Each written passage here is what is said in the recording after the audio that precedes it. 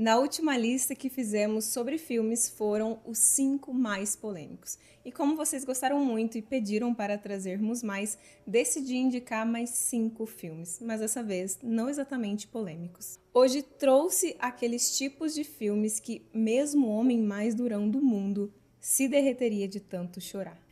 Mas antes de começar a falar sobre esses filmes, eu queria mostrar a vocês a plataforma da VMakers. Se você é fotógrafo, se você é cineasta, se você é videomaker, eu tenho certeza que essa plataforma é para você. Principalmente se você está procurando aprimorar ainda mais as suas habilidades. Tem cursos teóricos, tem cursos práticos, cursos que vão da pré-produção à pós-produção e o melhor de tudo, com o meu cupom de desconto, você só paga R$ 99 por mês. Então, garanta já essa oportunidade. Então, sem demora, vamos a eles. O primeiro filme que escolhi é um dos meus preferidos, Um Sonho de Liberdade, de 1994, dirigido por Frank Darabont. Esse filme é uma obra-prima do cinema que aborda diversos aspectos filosóficos e psicológicos na sua trama. Possui uma narrativa bastante emotiva, o que fez com que o filme se tornasse um clássico do gênero drama e considerado um dos melhores filmes já feitos. O filme conta a história de Andy Dufresne, um banqueiro que é condenado à prisão perpétua pelo assassinato da sua esposa e do amante dela. Na prisão, ele conhece Red, um condenado que se torna seu melhor amigo e que o ajuda a enfrentar as dificuldades da vida na cadeia.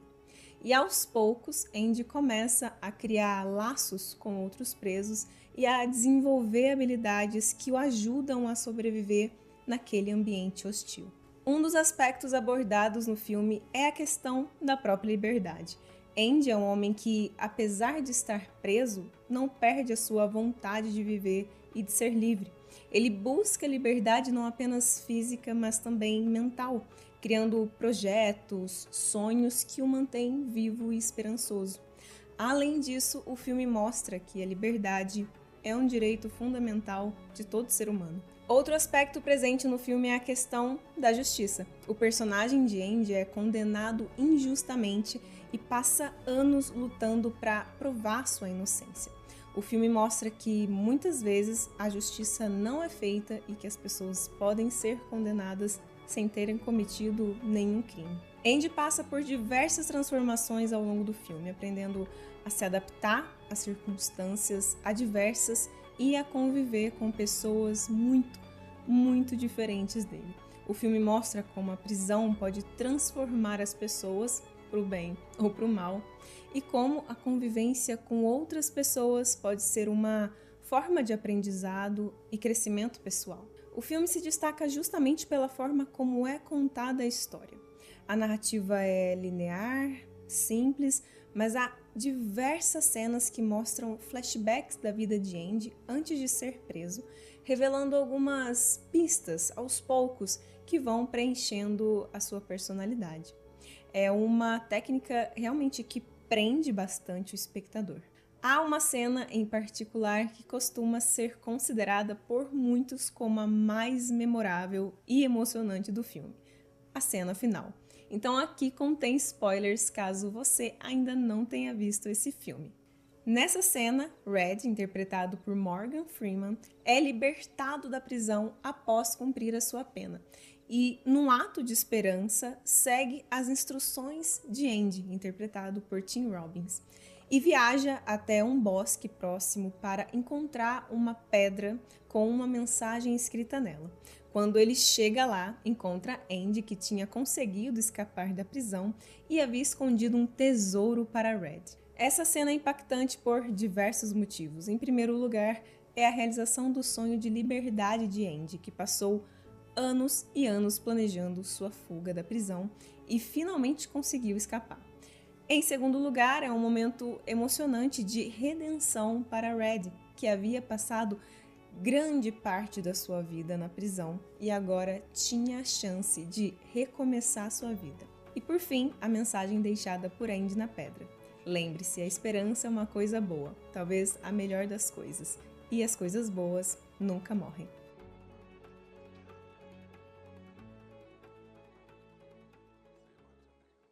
O segundo filme da lista é Vá e Veja, um filme soviético de 1985 dirigido por Ellen Klimov, que retrata a Segunda Guerra Mundial sob a perspectiva de um adolescente bielorrusso chamado Floria.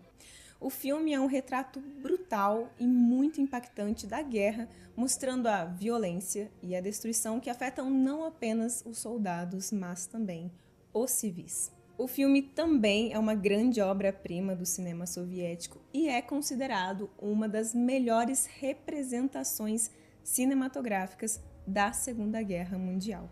Um dos assuntos presentes no filme é a questão da violência e da crueldade humana. O filme mostra como a guerra é capaz de transformar pessoas em monstros, levando-as a cometer atos de violência e atrocidades sem precedentes. Além disso, o filme aborda a questão da moralidade e da ética, mostrando como os personagens são forçados a tomar decisões difíceis em situações muito extremas. O filme também retrata o trauma e o sofrimento causados pela guerra.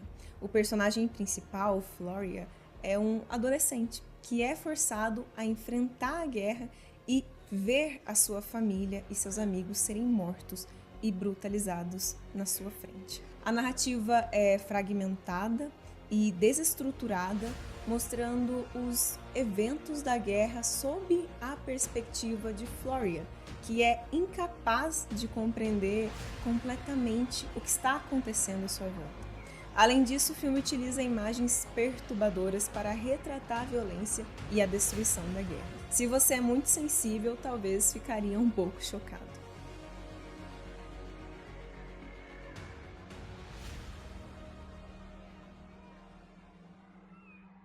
O terceiro filme é Cafarnaum, um filme libanês lançado em 2018, dirigido por Nadine Labak.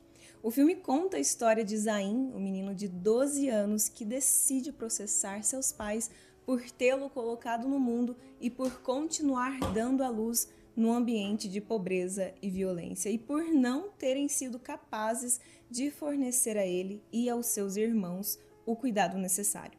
O filme é uma reflexão sobre a vida em condições extremas e a luta para sobreviver.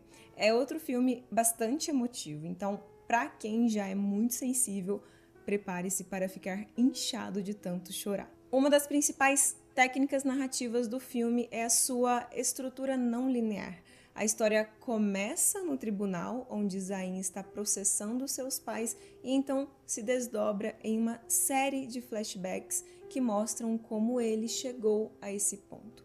O filme utiliza esses flashbacks para mergulhar na história de Zain e nos detalhes de sua vida, mostrando como ele teve que se virar sozinho desde cedo, aprendendo a lidar com a falta de recursos, a violência e com a negligência. Outra técnica narrativa importante utilizada nesse filme é o uso de atores não profissionais. A maioria dos personagens do filme são pessoas comuns que vivem em condições semelhantes às que são retratadas na história, o que ajuda a criar uma sensação de autenticidade e realismo. Esses atores trazem uma emoção crua e genuína às suas performances, ajudando a transmitir a dor e o sofrimento que os personagens estão experimentando. O filme também faz uso de planos detalhados e muitos close-ups para nos aproximar dos personagens e das suas histórias. Esses planos são particularmente eficazes em mostrar a perspectiva das crianças, que muitas vezes são ignoradas ou invisíveis para o mundo ao seu redor. A câmera também é usada para nos mostrar os detalhes da vida num ambiente urbano pobre, desde as ruas lotadas até as casas apertadas. Dançando no Escuro é o quarto filme que decidi colocar nessa lista. É um filme dinamarquês de 2000, dirigido por Lars von Trier e estrelado por Björk. O filme conta a história de Selma, uma imigrante tcheca nos Estados Unidos que sofre de uma doença degenerativa que a deixará cega em breve. Ela trabalha duro numa fábrica para juntar dinheiro suficiente para pagar por uma operação que salvará a visão de seu filho, mas as coisas começam a dar errado quando ela é acusada de um crime que não cometeu. Uma das principais Técnicas narrativas utilizadas nesse filme é o uso da música.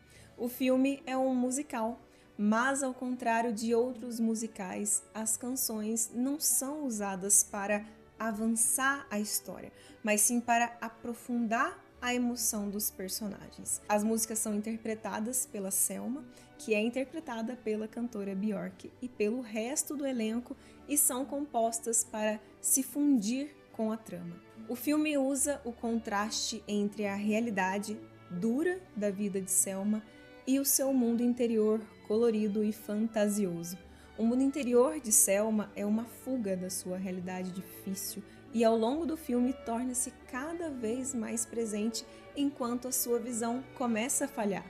Isso é particularmente evidente nas cenas musicais, onde a fantasia se mistura com a realidade. É um filme que fala sobre injustiça, sobre liberdade, persistência, sobrevivência e, apesar de ser muito impactante, é contado de uma forma bastante sensível, sutil e muito realista. Já vou dizer que o final não é lá muito agradável, mas é por ele mesmo que vocês devem assistir.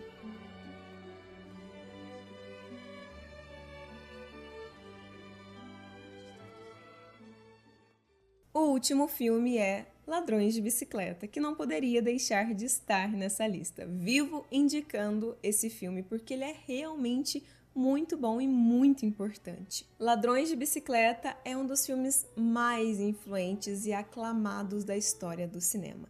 Este filme neorrealista italiano apresenta uma história simples, mas poderosa sobre um pai desempregado, Antonio Ricci, que luta para recuperar sua bicicleta roubada para poder manter seu trabalho. De Sica usou técnicas narrativas notáveis para contar essa história, incluindo o uso de atores também não profissionais, locações reais e um estilo de filmagem documental.